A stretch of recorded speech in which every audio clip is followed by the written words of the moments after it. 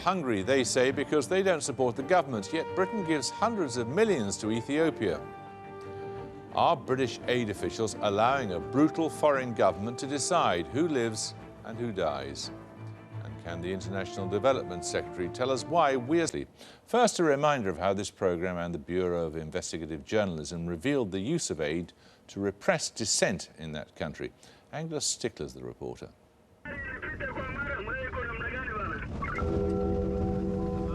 Undercover in the Horn of Africa, posing as tourists, Newsnight and the Bureau of Investigative Journalism travelled to Ethiopia to look into mounting allegations of human rights abuses.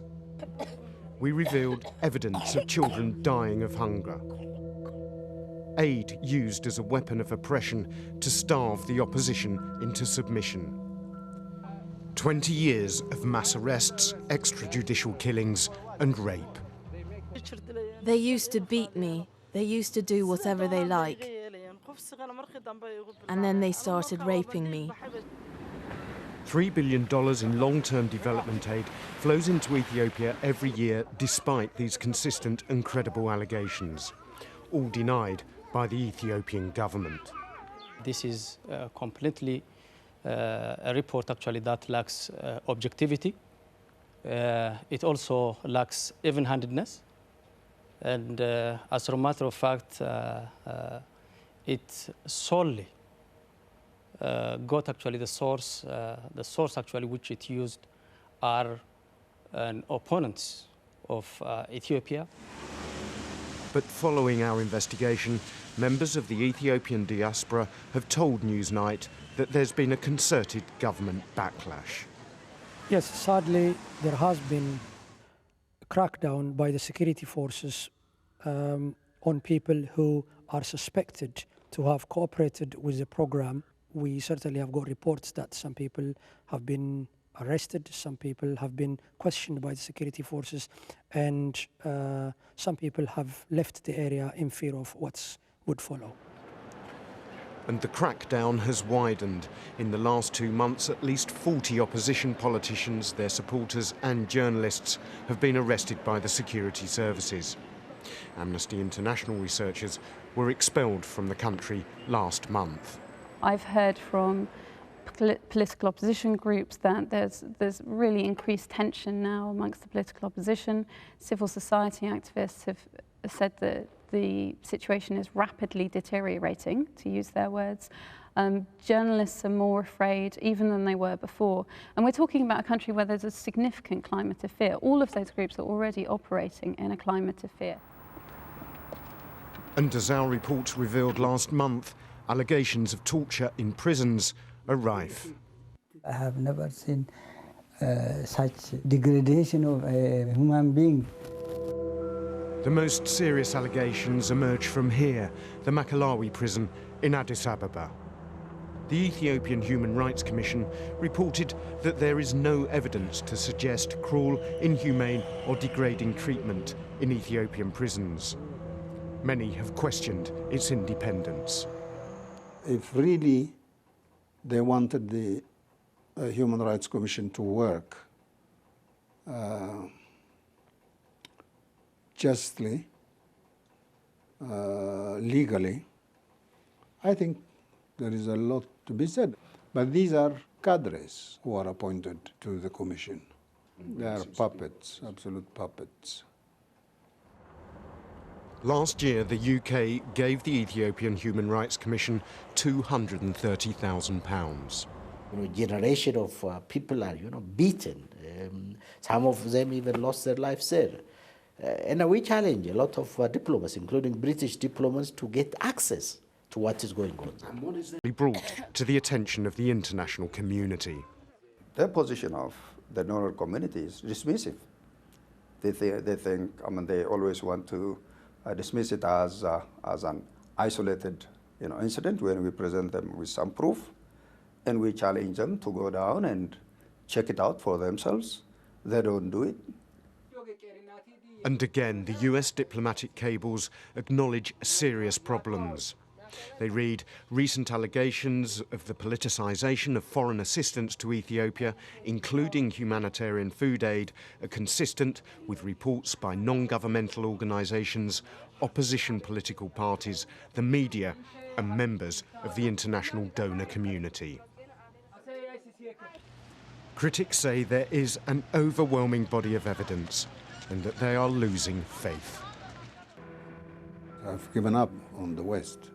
I do not believe that the West is interested in democracy, the rule of law, and human rights in the third world. Human rights and democracy are central to development.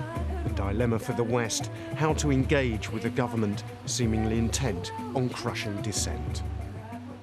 Well, shortly before coming on air, I talked to the International Development Secretary, Andrew Mitchell. Andrew Mitchell, do you accept that British aid is being used for political purposes in Ethiopia? No, I don't, but I do accept that there are serious allegations made in your film, and those allegations need to be answered. And I raise these allegations when I meet Ethiopian ministers. I'm going to meet one in a few minutes, and when I see the Prime Minister Meles, I always raise these allegations with him. But you have never seen them proved? Well, one of the allegations which you mention is about the misuse of food support. And we had that investigated by officials in some detail about 6 or 7 months ago, and they found no evidence at all of systemic misuse of food support. So I accept completely that these allegations must be looked at. That is the position of the British government. But to be clear about that particular allegation, which you say was investigated, did your investigators go to Ethiopia, to the places in question? Yes, my investigators are the officials who are based in Ethiopia and run the British development programme there. And they investigated these allegations, and as I say, they discovered that there was no systemic misuse of food support. When you look at the assessments of the human rights record of the government of Ethiopia, the hanging of civilians, torture, mass rape, arbitrary imprisonment and the rest, one wonders why even £1 of British taxpayers' money is being funneled through them, let alone £290 million of it. Well, let us be clear. These allegations need to be investigated, and the British government will press for them to be so in an open and independent way. That is entirely separate from the issue of British development support, British aid going to Ethiopia, none of which goes through the government. And we should be clear that British development over recent years has made a huge difference in Ethiopia, saving literally millions of lives. And you can see this now by looking at the way in which the desperate situation in the Horn of Africa is affecting Somalia, where probably nearly 400,000 children are at risk of dying later this year. Compare that to what has happened in Ethiopia, where the international development effort has been hugely successful. And we've probably cut the prevalence of malnutrition amongst children in the last 20 years by nearly 50%. So British aid works. Can I just clarify one point of fact here? You say development aid does not go through the government of Ethiopia. You're absolutely certain about that, are you? Well, there is no general budget support through the government of Ethiopia. That was stopped in 2005 after the election of Prime Minister Meles on that occasion. We have a very extensive social protection programme which is administered by an independent government organisation, which we monitor extremely closely and which gives protection and support to some 7.5 million people in Ethiopia. Now, that programme uses aspects of local government, but it does not go through the central government in Addis, and it relies upon regional implementation to deliver it. I've seen for myself, I've followed the way in which that programme works, and I've seen how effective it is in saving lives. Sure, but the accusation is that that aid itself is being manipulated for political ends.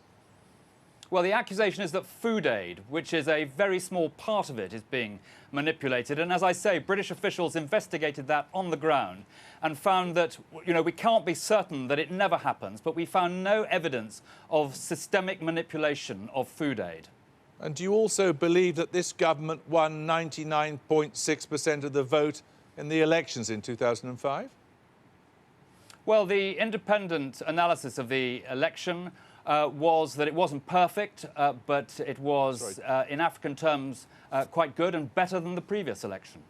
How is it then, given your confidence in the legitimacy of the government there, that the Americans have come to such very different conclusions about the sort of regime that it is?